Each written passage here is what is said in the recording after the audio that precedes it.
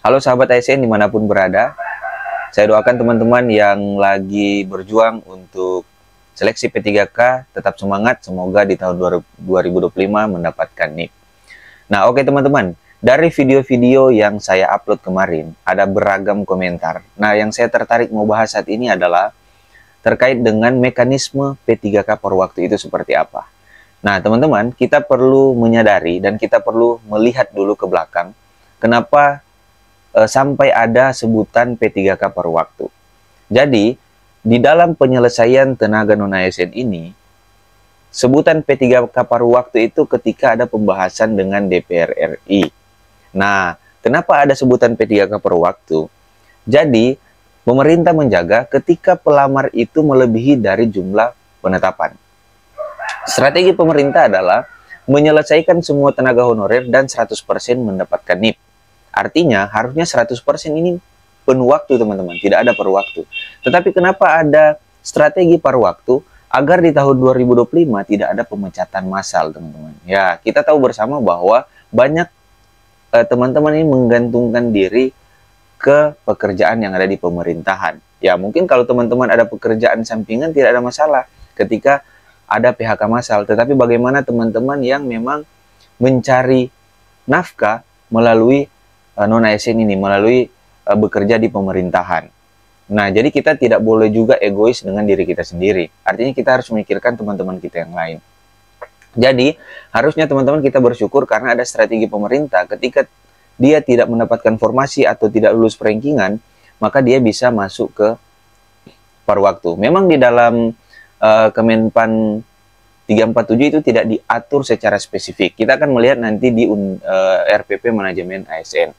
Nah, teman-teman, kalau kita melihat bahwa Menteri Pan-RB ini sudah satu langkah lebih maju ya. Kenapa saya katakan satu langkah lebih maju?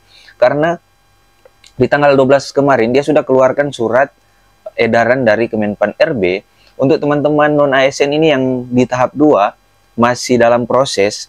Nah, itu tetap dianggarkan gajinya. Meminta instansi daerah, bahkan instansi pusat untuk tetap menganggarkan gaji. Nah, untuk yang sudah mengikuti seleksi, tetapi jumlah pelamar itu lebih banyak, maka diangkat menjadi P3K per waktu. Itu sebabnya saya katakan bahwa teman-teman kita melihat latar belakang kenapa ada P3K per waktu ini.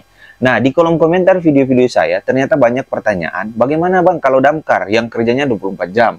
Guru sebenarnya sudah saya bahas teman-teman ya, guru dan juga bagaimana kesehatan atau perawat. Nah, gini teman-teman, sebutan P3K per waktu itu hanya sebutan saja P3K per waktu. Untuk mekanisme nanti di lapangan itu tergantung dari instansi daerah masing-masing. Nah, mungkin untuk teman-teman yang damkar nih, nah itu kan ada daerah itu pasti ada yang namanya SBU ya, standar biaya umum. Nah, mungkin bisa dilihat, mungkin ada overtime-nya, ada insentif untuk damkarnya.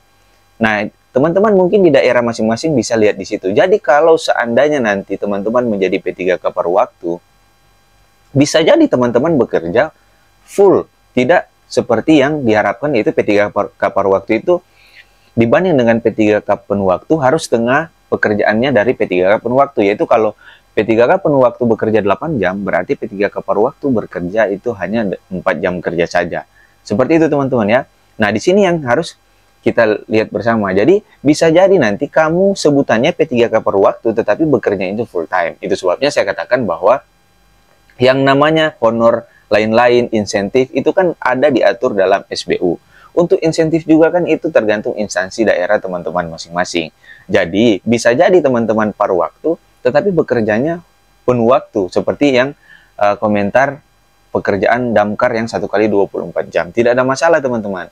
Itu strategi atau itu mekanisme yang akan nanti diatur oleh daerah masing-masing. Nah, teman-teman, saat ini saya akan menunjukkan banyak ya pertanyaan, bagaimana sih sebenarnya gaji dari P3K per waktu ini? Apakah sama dengan P3K penuh waktu atau seperti apa? Nah, ada bocoran sedikit dari anggota DPR RI Komisi 2 ya, Pak Mardani Alisera.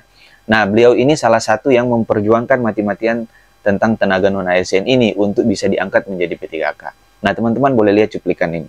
Nah, ketika paruh waktu yang saya dapat informasi, gajinya tetap, tapi hak-hak sisanya belakangan. Itulah. Tapi yang penuh waktu, hak-haknya akan diperjuangkan. Oke, nah dari cuplikan tersebut ternyata kita bisa mengambil kesimpulan bahwa Pak Mardhani katakan ada bocoran, belum tentu iya, bisa jadi juga sesuai dengan apa yang dikatakan oleh Pak Mardhani Alisera ini. Jadi dikatakan di situ bahwa untuk gajinya itu sama, artinya gaji paruh waktu sama penuh waktu itu sama, tetapi yang di belakang-belakangnya ini mungkin insentifnya dan sebagainya yang melekat kepada gaji, apakah akan dapat atau tidak itu tergantung dari instansi daerah teman-teman. Nah, artinya ada angin segar nih bahwa kemungkinan besar gaji P3K paruh waktu itu sama dengan P3K penuh waktu, tetapi mungkin insentifnya yang belum bisa didapat. Tapi insentif itu juga kan tergantung daerah. Kalau kekuatan daerah itu atau anggarannya itu bisa untuk menganggarkan insentif dari paruh waktu ini, ya silakan saja, itu hak atau wewenang dari daerah masing-masing teman-teman. Jadi seperti itu ya. Jadi teman-teman ini yang bertanya terkait dengan paruh waktu ini, sebenarnya itu hanya istilah sebutan saja. Mekanisme atau cara kerjanya itu tergantung dari daerah teman-teman masing-masing, tergantung dari instansinya teman-teman masing-masing. Untuk itu teman-teman semua, jangan putus asa. Kebijakan apapun yang sudah diterapkan pemerintah, kita harusnya bersyukur. Kenapa? Karena kalaupun kita nanti di PHK, akan lebih banyak nanti pengangguran di Republik Indonesia ini. Itu sebabnya dibuatlah strategi bahwa ada yang sebutan paruh waktu untuk menyelamatkan semua tenaga non-ASN yang tidak lulus, yang tidak bisa mengisi formasi teman-teman ya. Jadi formasi itu kan diberikan wewenang penuh kepada daerah. Nah, kalau daerah mengusulkan 100% formasi untuk teman-teman yang terdaftar di database BKN, sudah pasti teman-teman akan diangkat semua menjadi penuh waktu. Tetapi ada daerah-daerah yang mengusulkan di bawah dari jumlah tenaga non-ASN yang terdaftar di database BKN. Oke teman-teman ya, semoga video kali ini bisa bermanfaat. Teman-teman bisa memahami paruh waktu ini seperti apa sih, atau bagaimana sih nanti mekanismenya. Gambaran-gambaran ini saya berikan kepada teman-teman agar teman-teman juga bisa berpikir, oh ternyata mungkin bisa jadi seperti ini atau seperti ini nantinya untuk mekanisme paruh waktu.